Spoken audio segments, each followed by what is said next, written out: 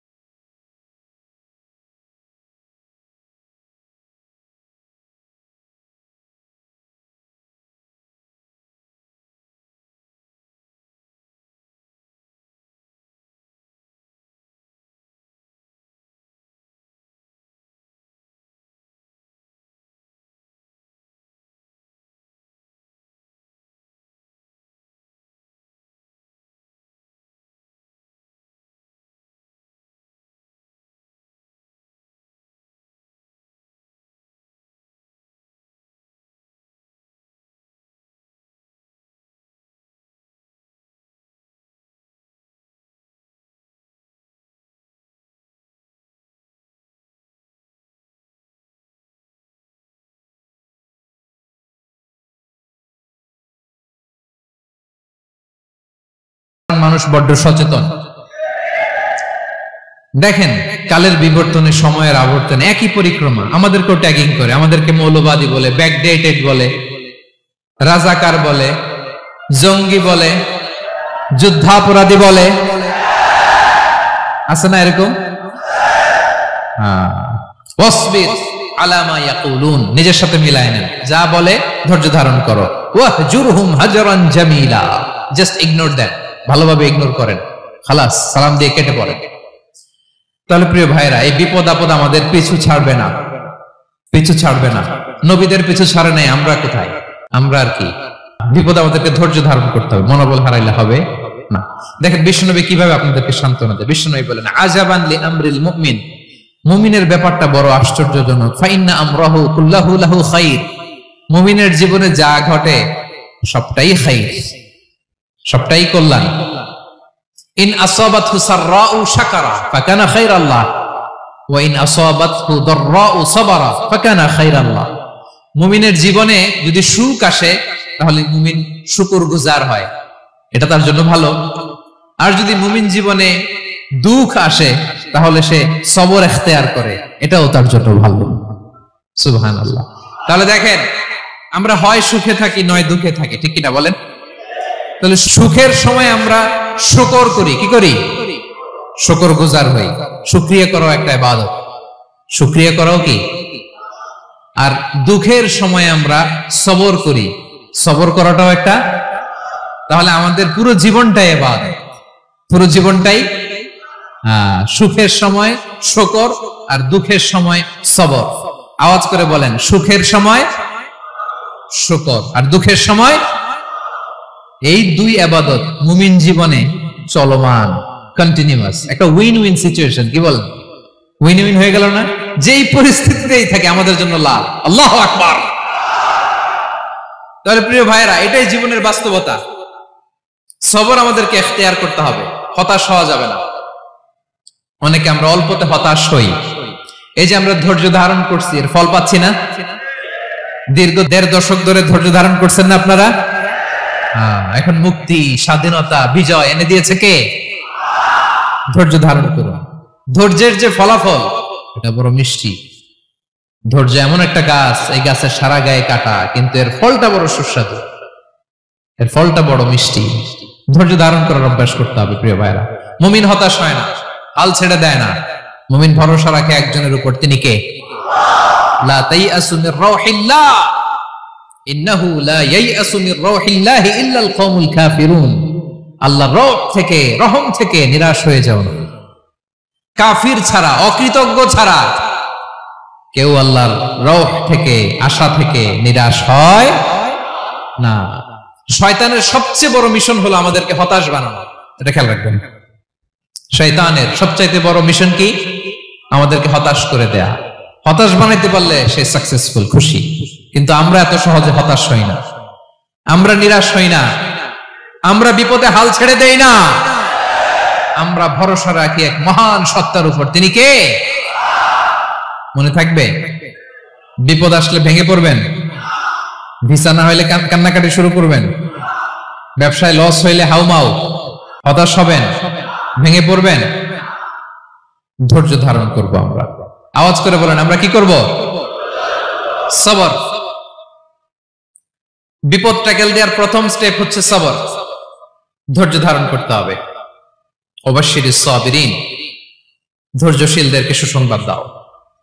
বিপদ থেকে বাঁচার দ্বিতীয় স্টেপ হচ্ছে এই বিপদ থেকে উত্তরণের চেষ্টা করতে হবে। কন্টিনিউয়াস প্রচেষ্টা চালিয়ে যেতে হবে। ওয়াল্লাযীনা জাহাদু ফিনা লানাহদিয়ান্নাহুম সুবুলানা। যারা আমার রাস্তায় চেষ্টা করে, প্রচেষ্টা করে, স্ট্রাগল করে, তাদেরকে আমি পথ দেখিয়ে দেই, সুবুল দেখিয়ে দেই, ওয়ে আউট দেখায় দেই, এক্সিট দেখায় দেই। কোথাও আটকাবেন না আপনি, আপনাকে এক্সিট দেখায় দিবে কে? মালয়েশিয়াতে কেলুয়ার বলে না? কেলুয়ার কি বলে চিনেন? কেলুয়ার মানে কি? এক্সিট। এক্সিট পেয়ে যাবেন, আটকাবেন না আপনি জীবনে কোথাও। 3 নাম্বার, আল্লাহর উপর তাওয়াক্কুল করতে হবে বিপদ আসলে। ওমাইয়া তাওয়াক্কাল আলাল্লাহি ফাহুয়া হাসবুহ। আল্লাহর উপর যে তাওয়াক্কুল করে, আল্লাহই তার জন্য যথেষ্ট হয়ে যায়। তাহলে বিপদে প্রিয় ভাইরা আমরা প্যানিক হব না, ধৈর্য ধারণ করব, বিপদ থেকে উত্তরণের সর্বোচ্চ প্রচেষ্টা চালিয়ে যাব, আর ভরসা রাখবো একজনের উপর, তিনি কে? আর বিপদ আসলে এটাকে নেগেটিভলি নেবেন না সবসময়। বিপদ আপদ এটা অনেক পজিটিভ, ভালো জিনিস আমাদের জীবনে বয়ে নিয়ে আসে। শাইখুল ইসলাম ইবনু তাইমিয়া আলাইহি রাহমা, উনি বলতেন, খুব দামি কথা, খুব হেভি ওয়েট কথা, মনোযোগ দিয়ে শুনুন। তিনি বলতেন, যে নেয়ামত তোমাকে আল্লাহ থেকে দূরে সরায়, ওই নেয়ামতের চেয়ে বিপদ ভালো যে বিপদ তোমাকে আল্লাহর দিকে ধাবিত করে। আই রিপিট, আমি আবারও বলি, যে নাজ নেয়ামত তোমাকে আল্লাহ থেকে দূরে সরিয়ে দেয়, সে নাজ নেয়ামতের চেয়ে ওই বিপদ আপদ ভালো যে বিপদ আপদ তোমাকে আল্লাহর কাছে টেনে দেয়। তাহলে বিপদ আপদ আসলে আপনি হতাশ হবেন? আর কখনো দুঃখ করবেন? মোয়ারের ভাইয়েরা, আর মন খারাপ করবেন? আপনি খেয়াল করে দেখেন, বিপদ আসলে আমরা আল্লাহরে ডাকি বেশি। যখন অসুস্থ আপনি খেয়াল করেন তো, আল্লাহ আল্লাহ তুমি ছাড়া বাঁচানোর কেউ নাই, আল্লাহ আল্লাহ তুমি হেফাজত করো, আল্লাহ তুমি সুস্থ করে দাও। যখন লাইফ থ্রেট, দেখেন আপনি গুম হয়ে যেতে পারেন, আপনার কারাবন্দি করতে পারে, এরকম একটা বিপদের মধ্যে আছেন, তখন খেয়াল করেন তো আল্লাহর সাথে আপনার কানেক্টিভিটি, রিলেশনশিপটা কতটা ডেভেলপ হয়। কারণ বিপদে পড়লে আমরা আল্লাহরে ডাকি বেশি। তাহলে বিপদ আপদেরও কিছু পজিটিভ সাইড বা দিক আমাদের জীবনে আছে না নাই? অনেক পজিটিভ দিক আছে, কয়েকটা শেয়ার করি। এক নাম্বার পজিটিভ সাইড তো বললাম, ইমাম ইবনে তাইমিয়া যেটা বললেন। এরপরে হচ্ছে মাঝে মাঝে আল্লাহ তাআলা আমাদের মর্যাদাকে আপগ্রেড করতে চায়, এলিভেট করতে চায়। আপনি ধরেন কোন একটা এয়ারলাইন্সের রেগুলার প্যাসেঞ্জার টিকিট কাটেন, মাঝে মাঝে হঠাৎ করে দেখবেন কাউন্টারে গেলে তারা বলে you are upgraded to business class, অথবা you are upgraded to first class. যেহেতু রেগুলার প্যাসেঞ্জার, অনেক মাইলস জমা হয়েছে, আপগ্রেড করে দেয়। আল্লাহ তাআলা মাঝে মাঝে চায় তিনি আমাদের মর্যাদাকে, র্যাঙ্ক, এটাকে আপগ্রেড করবেন, কিন্তু আমার যে আমল আখলাকের অবস্থা, ওইটা দিয়ে ওই আপগ্রেড র্যাঙ্কে যাওয়ার সুযোগ নাই। বুঝতেছেন কথা? আল্লাহ চায় আমার লেভেল একটু আপ করতে, কিন্তু আমার আমলের যে অবস্থা, এতে আমি ওখানে যাই না। তখন আল্লাহ কিছু বিপদ আপদ দিয়ে, পরীক্ষা দিয়ে বান্দাকে টেস্ট করে। ওই পরীক্ষায় যদি উত্তীর্ণ হন, সাথে সাথে আল্লাহ তাআলা আপনার লেভেল বা র্যাঙ্ক আপগ্রেড করে দেয়। সুবহানাল্লাহ পড়বেন না? তাহলে লাভ না লস? আওয়াজ করে বলেন, লাভ না লস? মুমিন জীবনের সব লাভ। যত বিপদ আপদ আপনাকে স্পর্শ করে, প্রতিটাতেই আপনার জন্য কল্যাণ। বিষ্ণু ইসলাম বলেন, মা ইউসিবুল মুসলিমা মিন নাসাবিন ওয়ালা ওয়াসাবিন ওয়ালা হাম্মিন ওয়ালা হুজনিন ওয়ালা আযান ওয়ালা গাম্মিন হাত্তা শাওকাতি ইউশাকুহা ইল্লা কাফারাল্লাহু বিহা খাতায়া। আপনার জীবনে যত দুঃখ, যত যন্ত্রণা, যত টেনশন, যত অ্যাংজাইটি, যত ইনজুরি, এমনকি গোলাপ ফুল পাড়তে যে ওখানে যে কাঁটা বাঁধছে, বড়ই খেতে যে বড়ই গাছে ওঠার পর যে একটা কাঁটা বিঁধছে আপনার হাতে, এর কারণে আল্লাহ তাআলা আপনার গুনাহ মাফ করে দেয়। সুবহানাল্লাহ। তাহলে বিপদ আপদ দিয়ে আল্লাহ বান্দার মর্যাদাকে আপগ্রেড করে। বিপদ আপদে ফেলে আল্লাহ তাআলা বান্দার পাপ মোচন করে।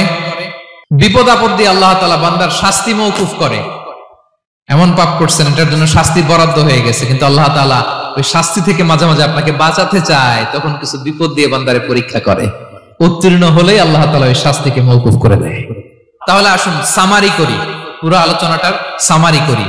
বিপদ আপদ, পরীক্ষা, স্ট্রাগল, কষ্ট, এটা সুন্নাতুল্লাহি ফিদ দুনিয়া। এই দুনিয়ায় আল্লাহর সুন্নাত, এর বাইরে কেউ যেতে পারে না, ইভেন নট দ্য মেসেঞ্জার্স, নবীরাও না। আজকের আলোচনায় শুনছেন না নবীদের জীবন দিয়ে কি গেছে, ups and downs, test and trial, নবীরাও না।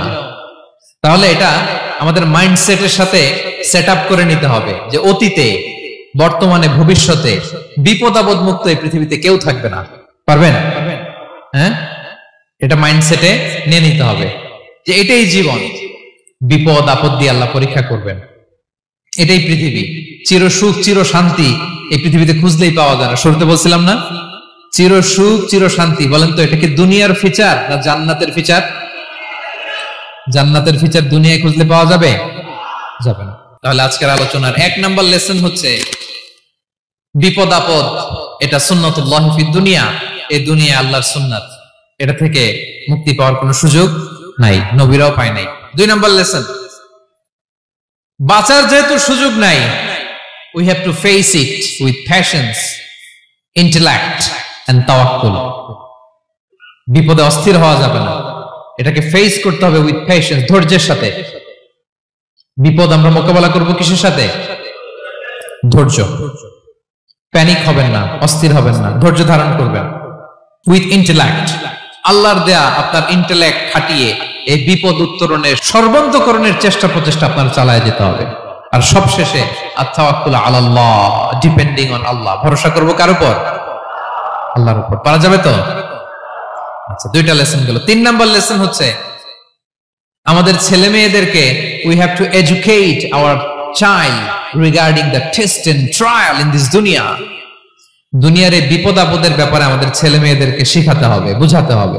ওরা ছোট মানুষ তো অস্থির হয়ে যায়, আব্বু আমার সাথে কেন এমন হয়, আমারই শুধু পেন্সিল চুরি হয়, আমারই শুধু এটা হয়, আমি পরীক্ষায় খারাপ করি, আমি ব্যথা পাই, আমার এই আমার সেই। ছোট মানুষ তো বুঝে না, ওরা বুঝাইতে হবে যে বাবা, this is the essence of life, এটাই জীবন, এটাই কি এই লাইফ হ্যাকস গুলো তাদেরকে শেখাইতে হবে। ডোন্ট বি প্যানিক, প্যানিক হওয়া যাবে না।